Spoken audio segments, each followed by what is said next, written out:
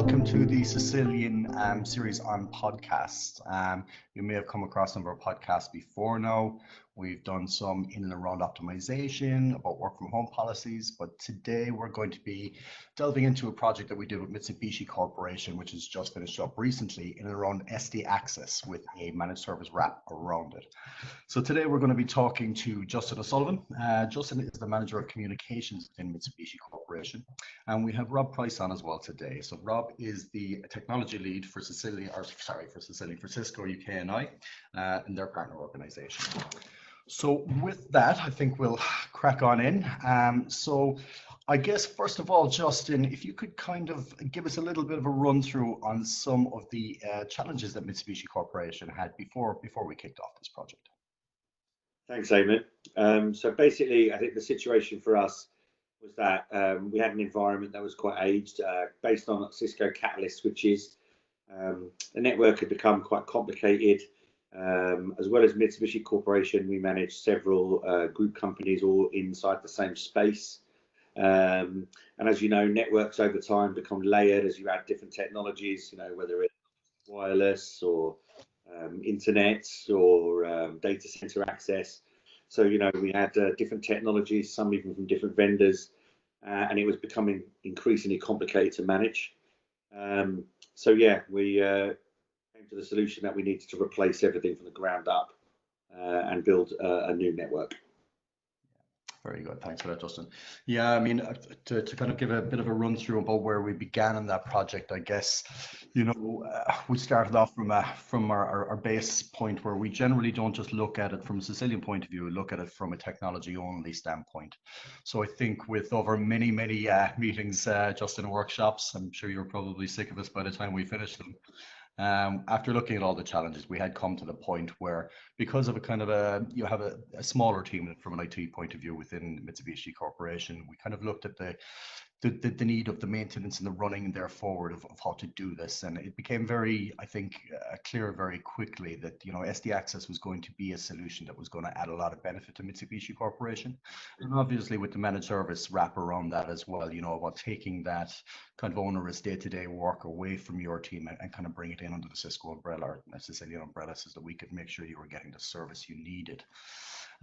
So with that, I guess, Justin, with so many businesses running in parallel within the Mitsubishi Corporation piece, security must have been a massive concern for you guys.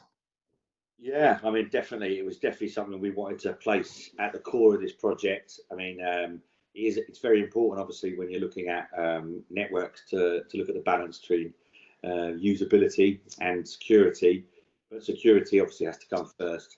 So, we were very concentrated on the fact that we were taking away these very separate physical group company networks and replacing them with one environment and virtualizing all the separation between them. So, security became paramount.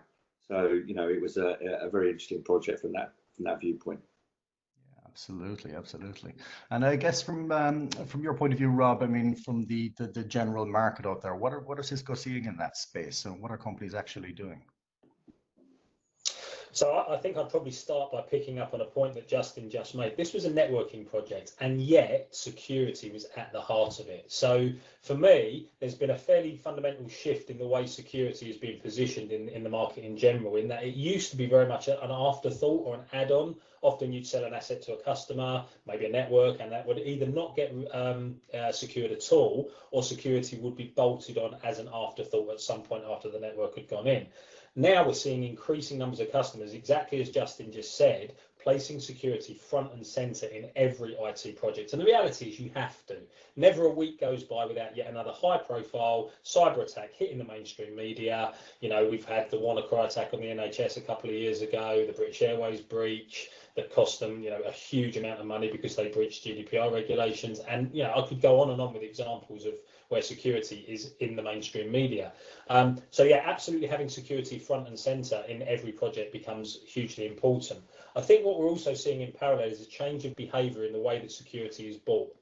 If I was being generous, I think security historically has been bought as a best of breed, as in figure out what's a best of breed product in a particular subsegment of security and buy one of those.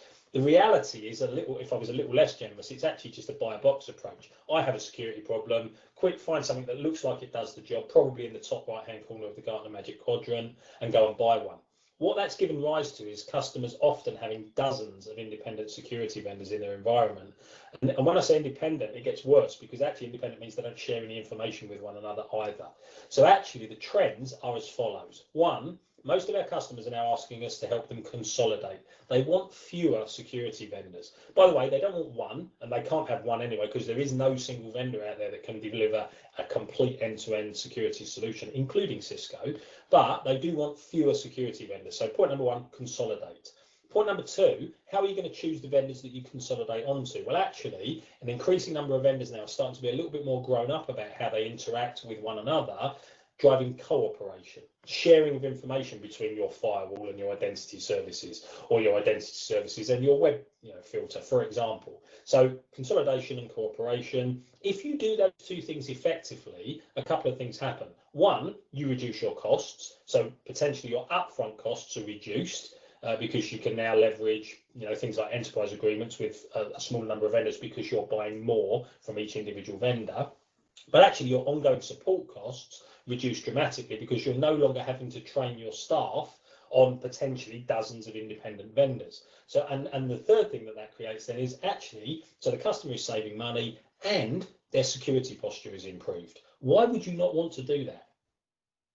Yeah, indeed. I mean, I couldn't agree more. I mean, it's becoming more and more important all the time. And I think companies are starting to come across that now and starting to understand that whole process about, stopping security as an afterthought and really baking it into everything that needs to be done. That's great. But I mean, to Justin, I guess, security is often being seen as a kind of a silent, kind of a nice to have on the back end. I mean, the world has changed. Did you find that the kind of enhanced security with SD-Access and what that provides, was that seen as a blocker or enabler within Mitsubishi Corporation? Yeah, it was absolutely an enabler. I mean, one of the main priorities for me was reducing the amount of internet connectivity in the business, because all of these group companies were quite siloed, each had their own internet connectivity, maybe at least one, two, maybe three. And when you've got several companies to manage in a very well interconnected network, that adds lots of complexity. As you know, we've managed to reduce that down now for all of us, including Mitsubishi Corporation, down to just 3 internet connections. So of course, less internet connectivity, easier to manage security. That alone has been a great benefit for us. Yeah, great, good to hear. And I guess, Rob, again, from your point of view in the industry, does that echo to what you're seeing out there? Yeah, I absolutely fundamentally echoes to what I'm seeing. And again, Justin's kind of done my job for me here, which is great. We are now in an industry that's increasingly dominated by software-defined technologies. This particular project was predicated around software-defined access in the campus. We have other software-defined technologies in other domains. So Cisco has ACI in the data center. SD-WAN is a massively hot topic in the industry at the moment. Everyone is talking about SD-WAN, and there are other software-defined technologies. And I think the big benefit that software-defined brings, and again, I know from previous conversations with Justin that he absolutely gets this, is it's not that it reduces complexity, because at the end of the day, these networks are still very, very complex under the hood. What software-defined, though, does is increases access to very complex features. If you now want to make an add, a move, or a change, software-defined with things like auto-provisioning and automation technologies makes it vastly simpler to make that change or that addition.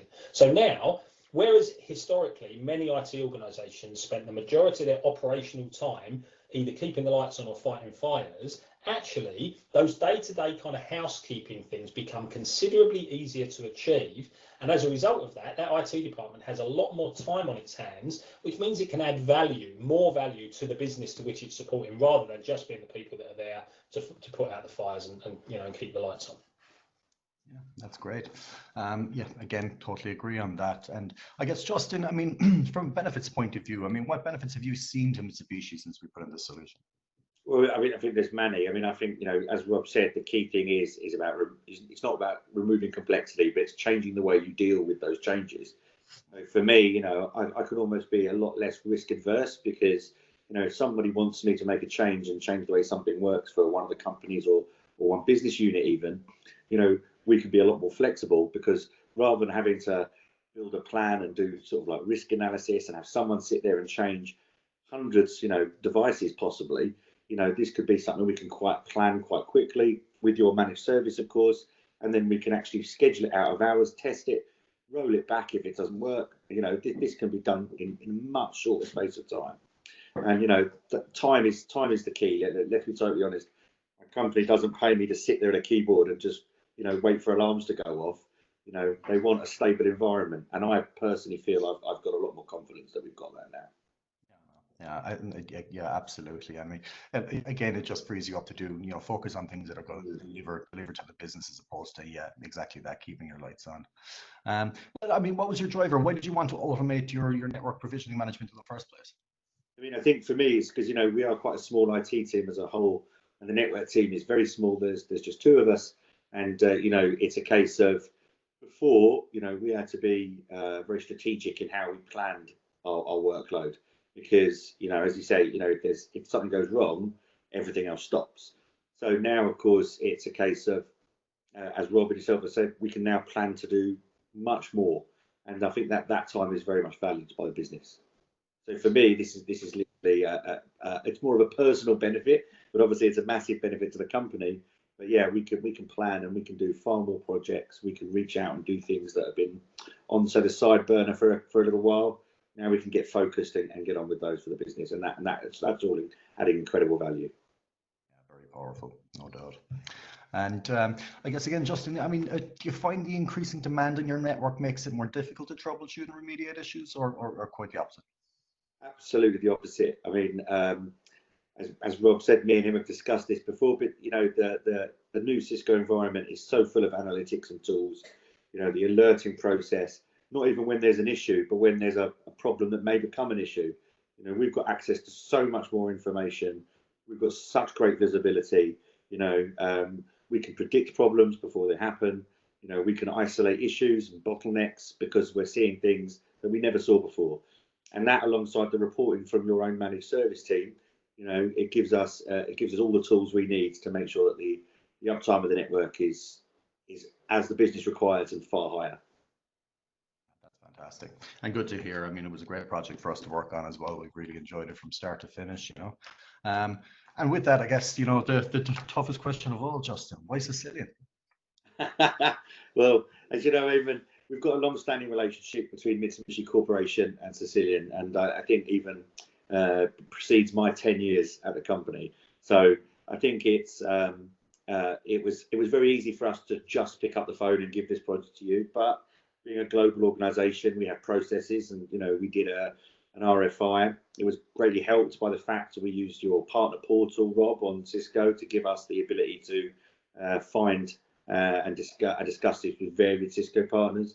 But after the process had been fully done, yes, Cisilion ticked and met all the expectations and requirements. So we picked up the phone and had the conversation, and here we are. Thank God you did. And we're very happy about it too.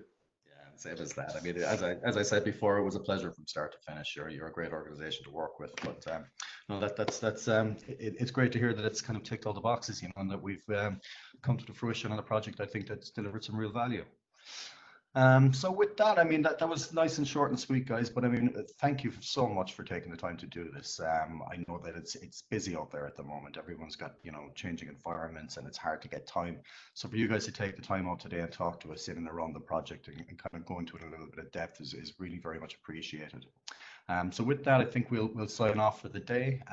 Only thing I'll say to everybody who's listening to this on podcast out there is do keep an eye out for any of the new podcasts that are coming online, or indeed some of the ones we've already run. We generally try and keep it to, pointed conversations that are pertinent to the marketplace at the moment, the new challenges that we face. So, there's a lot of good stuff out there, and it's good to hear from the customer's mouth as well as what's out there, rather than just, us preaching at you. So do keep an eye out for that. So again, gents, thank you very, very much. Hopefully we'll move on to bigger and better projects, and we'll all speak very soon.